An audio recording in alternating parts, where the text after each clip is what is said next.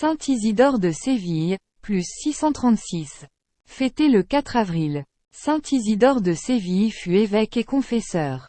Son père Severianus avait dû fuir Carthagène devant les Wisigoths qui, non contents d'être des barbares, avaient adopté l'hérésie arienne et persécutaient les catholiques. Il se réfugia à Séville. Ses 4 enfants deviendront des saints, Léandre, Florentine, Fulgence et Isidore.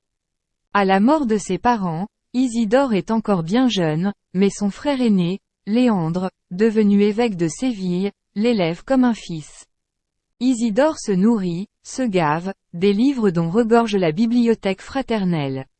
En 599, à la mort de Léandre, Isidore lui succède comme évêque de Séville.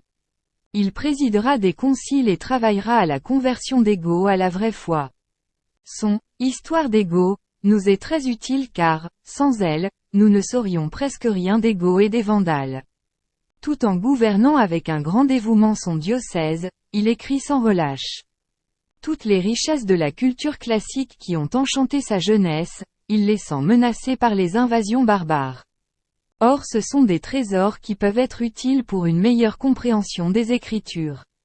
Il rédige donc de très nombreux ouvrages, dont le plus connu, les Étymologies, de l'origine des choses, est une encyclopédie qui transmettra au siècle suivant l'essentiel de la culture antique.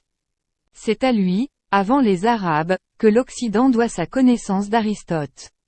Ce sera une des bases des études en Occident jusqu'à l'époque de la Renaissance. Il occupa le siège épiscopal de Séville durant 40 ans, y fonda de grands collèges et influença les conseils royaux.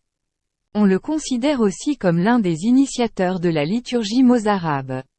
Il meurt dans sa cathédrale, étendu sur le sol, tout en continuant de parler à l'assistance. Citation. Sans le secours de la grâce, l'enseignement a beau entrer dans les oreilles, il ne descend jamais jusqu'au cœur.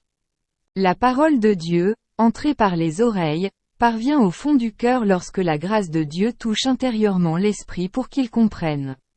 Saint Isidore, Livre des sentences.